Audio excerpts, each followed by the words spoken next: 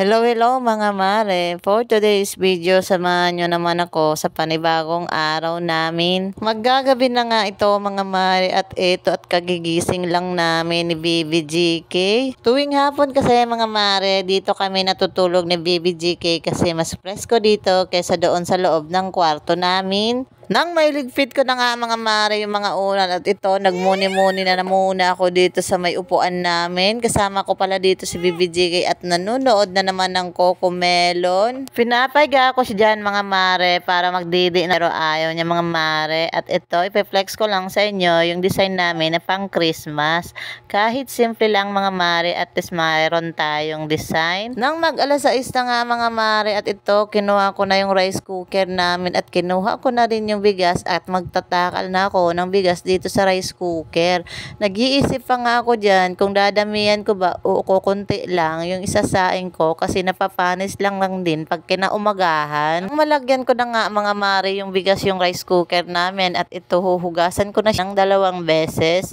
Hinuhugasan ko pala yan mga mare ng maigi kasi maraming bato-batong nakasali dyan sa bigas. Pagpasensya nyo na pala mga mare yung background ko kasi maingay. Ang mahugasan ko na nga ng maigi yung bigas mga mare ito at naglagay na ako ng 5 cup ng tubig. Lagyan ko rin pala yan ng suka para di magpanis. At saka ko naman ito isinalang dito sa rice cooker at sinaksak ko na rin pala ito sa saksakan. Habang inihintay kong kumulo yung sinasaing ko mga mare ito at umupo na muna ako dito sa may sala namin. At ito nga yung batang maliit, ayaw niya talagang humiga para makapagdidi siya. Ewan ko kung bakit ayaw niyang humiga. Magkaraan ang ilang minuto mga mare at ito luto na yung sinaing ko dito sa rice cooker. Habang tinitinan ko nga itong sinaing ko mga mare at ito may bata na namang nandito sa gilid. May sinasabi siya, hindi ko maintindihan. Di kay. Nana? Ay, bata. Di kay. Papotin. Habang binibidyoan ko si BBGK dyan mga mare at si Dada naman ay naghahain na ng pagkain namin ngayong gabihan. Hindi ko na pinakita sa inyo ang paghahain ni Dada ng pagkain kasi alam nyo naman ang maghain ng pagkain sa lamesa. Charis! Fast forward na tayo mga mare, nakatapos na kami diyang kumain at natapos ko na rin hugasan yung mga pinagkainan namin na mga plato. Isusunod ko naman hugasan itong mga dideya ni BBGK. Tuwing gabi kasi ako naguhugas nito para kinabukasan wala na akong gagawin. Kinuha ko na nga yung heater namin dyan na may laman na tubig ni BBGK. At isinalin ko na siya dito sa lagayan ni BBGK ng tubig. Mineral po pala ang pinapainit kong tubig para kay BBGK.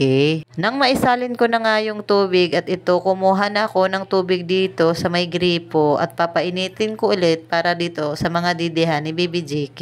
Habang hinihintay kong kumulo yung tubig ito at inalis ko na yung mga puzzle mat. Dati-rati umaga ko na inaalis itong puzzle mat. Mga nakaraang araw kasi pagbangon ko na madaling araw, may nakita akong pusa dito sa loob ng bahay namin. Pumasok siya sa may bintana kasi sira na yung bintana namin dito. At may narinig akong kumakaluskos-kaluskos dito sa loob ng bahay. Yung pala, yung kinukutkot ng pusa, yung puzzle mat. Kaya napagdesisyonan ko na lang, naalisin na lang yung puzzle mat. Ilalagay ko na lang siya kapag matutulog na kami ni BBGK. At sa wakas, kumulo na rin yung pinapainit kong tubig at ibinuhos ko na dito sa bididihan ni BBGK.